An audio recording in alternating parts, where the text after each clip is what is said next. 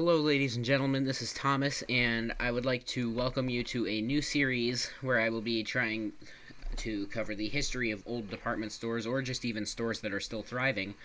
For this first episode, I've chosen a chain that's been defunct longer than I've even been alive. As you can tell from the title, I've chosen Ames Department Stores for episode 1 of this series.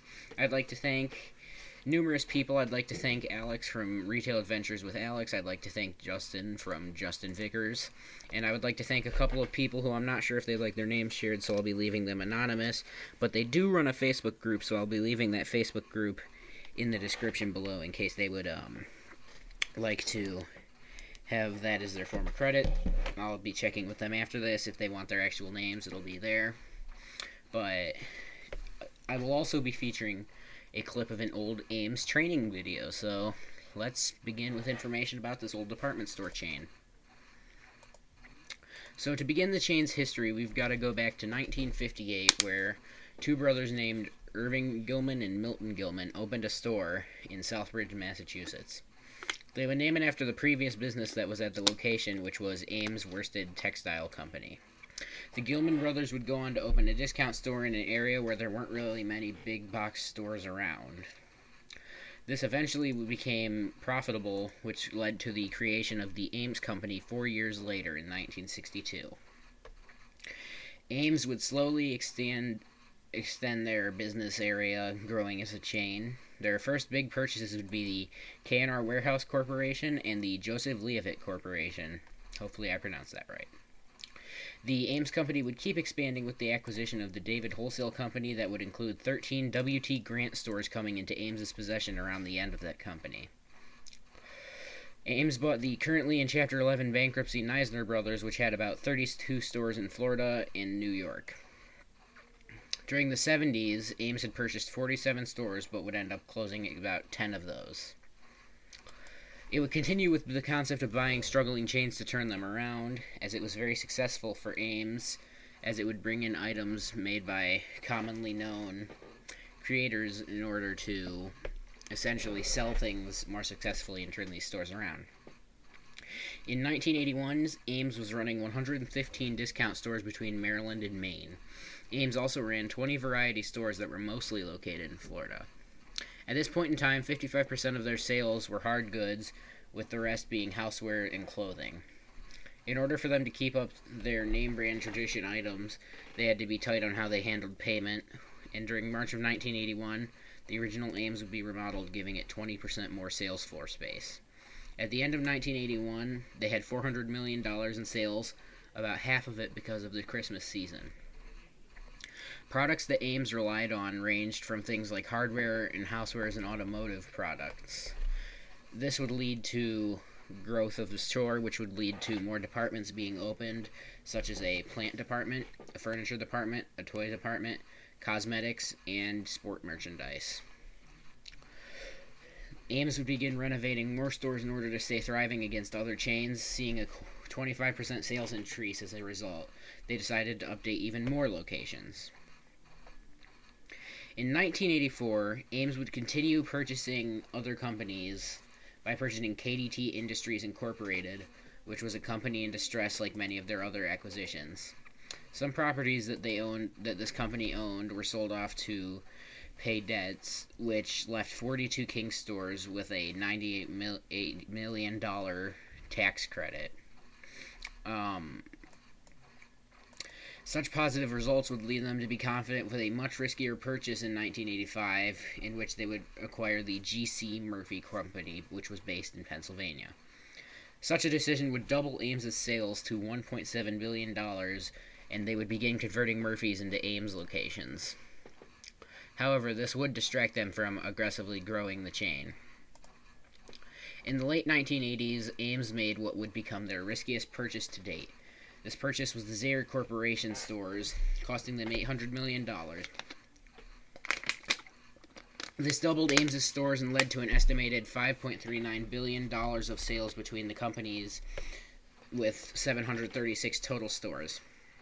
Ames decided to let the Zaire name stick around for a while, as it was very well known in some areas compared to the Ames name.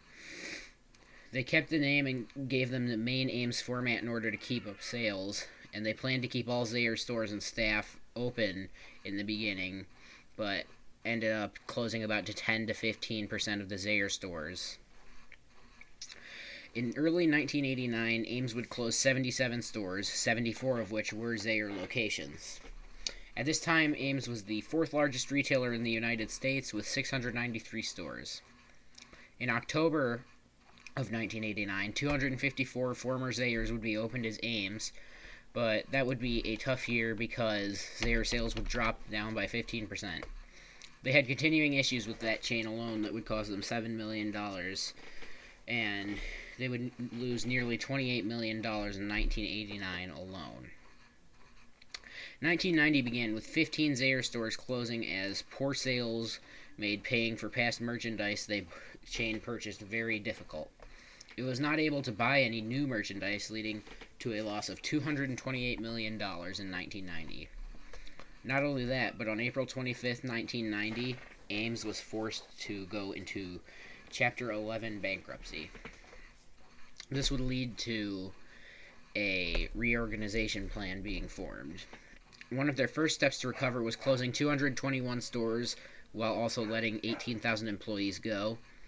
In 1991, they kept trying to pay off their creditors while being watched by the bankruptcy court very, very closely. In October 1991, Ames announced 77 more store closures, letting another 4,500 employees lose their jobs during the holiday season. In 1991, Ames was wrapping up a plan to reorganize the company while sharing its plan in September. Ames would close 60 stores across 12 states in order to pay their creditors, which would cost another 3,500 jobs of the employees. On December 20th, 1992, they would finally escape their Chapter 11 bankruptcy. The company now operated 309 stores across 14 different states in America, which was very, very different and very small compared to the 678 that they had at one point. Ames realized turning around would involve focusing on their main customers, which was the lower middle income area. In 1994, they would return to being profitable, and they would also introduce a program known as the Gold 55 program, where shoppers age 55 and above got 10% off everything at their stores. More customers would shop here as a result, especially elder people, which would help as Walmart was beginning to expand rapidly into the northeastern United States. Another precaution to stay successful was remodeling more stores and changing the formats. In 1996, though, a bad holiday sales season forced 17 locations to close, which would take the jobs of 1,000 workers.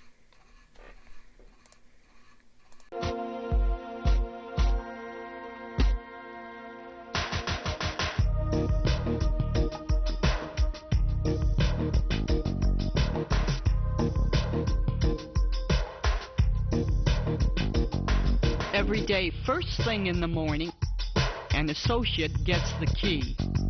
This associate is responsible for continuous availability. It ensures that the place is covered, giving customers some peace of mind, because they have the right to try what they want, not having to wait till the timing is right.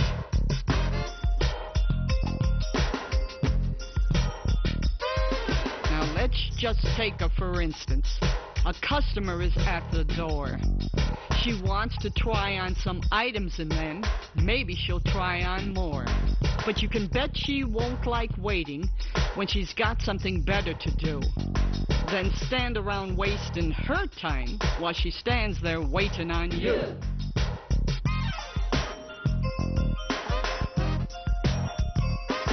Of course, if there's lots of goods in hand, then go ahead and check the bunch. 1 is nice and 6 are just fine. Any more than 6 is too much. 'Cause 6, you see, is the maximum. At one time. That's right, at one time.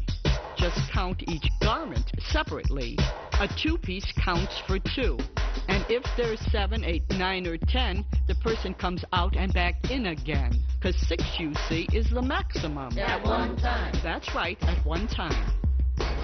Let me know. Let me know when you're ready. and we'll make an even exchange. That way you'll try on everything that you wanted to try today.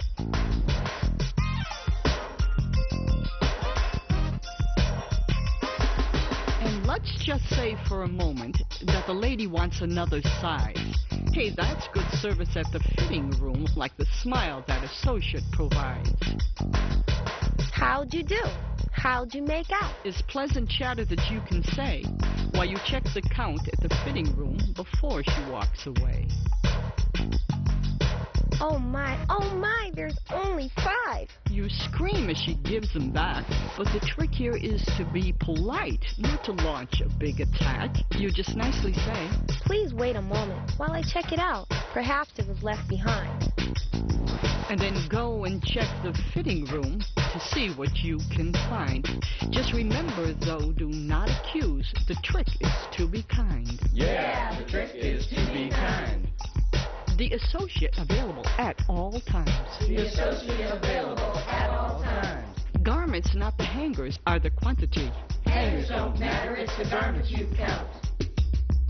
1, 2, 3, 4, 5, 6 Six. is the maximum at any one time. One time, The maximum at any one time. one time. The trick is to be kind. Yeah, the trick is to be kind. The associate available at all times. The associate available at all times. 1, 2, 3, 4, 5, 6 Six. is the maximum at any one time. One time, The maximum at any one time. one time. The trick is to be kind.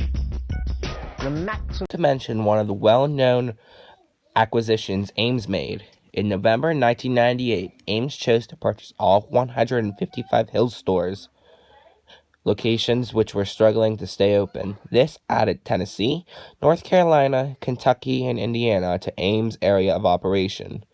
Ames would again be the nation's 4th biggest retailer behind Walmart, Kmart, and Target.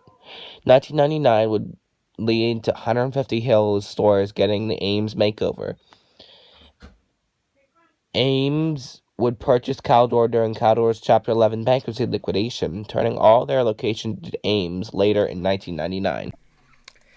Sadly, Ames didn't learn from their failure with Zaire, and to pay for failing to work successfully with Hills, such mistake would cost the chain its life, with August 2001 having a second Chapter 11 bankruptcy announced, and August 2002 being Ames's announcement to completely liquidate every store they had. The final day of operations that I've found by Googling it is September 6, 2002. At the time of its death, it was still one of the nation's biggest retailers. So what a big shame, right? I mean, a once giant retailer reduced to nothing but mere memories. Memories only those a few years older than myself could even remember. I would again like to thank my anonymous picture sources, as well as Alex and Justin, and thank all of you for watching the History of Ames. Please comment down below another store chain that you would like me to cover the history of, and I will look into the idea. Bye-bye.